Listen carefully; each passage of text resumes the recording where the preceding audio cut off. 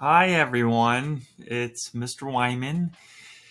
I'm not with you today in person. However, I wanted to make a little video for your writing lesson.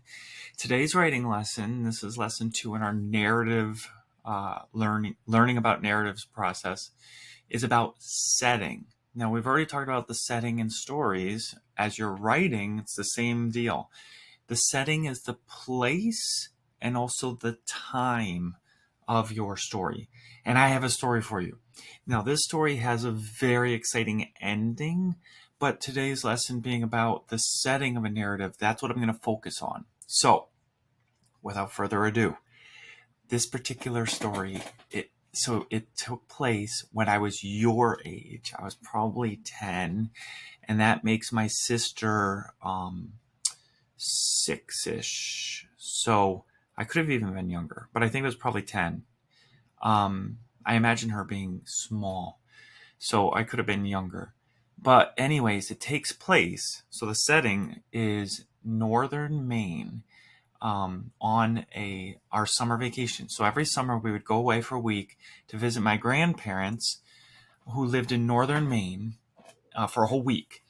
Now, it was the first day of our vacation, and it was in the afternoon, and I remember it like it was yesterday. It was a sunny day, and my grandparents have a huge yard, huge, and like probably the size of 2 football fields, okay? And it's that much grass too. They had no trees, nothing but grass. All along the edge or perimeter of the yard is trees, but they were all really short. None of them were good for climbing. And so the whole place was really boring, right? For a whole week, we had nothing to do. All I had was a driveway and a bunch of grass. There was so much grass that my aunts, who mowed the lawn using a driving tractor mower, they would start mowing on Monday, and they would mow for a while, and they would mow a little the next day and a little the next day, and then by the end of the week it was time to start over where they had begun on Monday. Like, that's how much grass there was. However, in the very center of the backyard behind the house and down this little sloping hill that was probably about the size of the hill from our parking lot down to the field where you hang out for recess sometimes, it was about that big, was a pool. It was an above ground pool, and the pool had a ladder. You had to fold down the ladder, and then you'd climb up this white metal rickety ladder to a deck.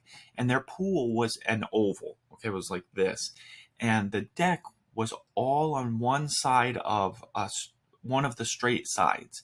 And it was only like 3 feet wide. It wasn't very wide. You couldn't put any chairs up there or anything. It was just wide enough for you to walk around on the deck. So there was the pool to swim in, and I was excited to go swimming in their pool on this particular day. It was hot. There wasn't a cloud in the sky. It's the middle of the afternoon, and here we go. We're on vacation. My sister and I both got in the pool. It was only the two of us swimming, but the adults were like around in the backyard. And at this point, the action takes place. Now, I'm going to stop my story right here.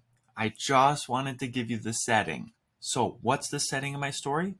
Well, it's my grandparents' backyard, and I hope I painted a picture for you so that you could really imagine in your mind what's going on, right?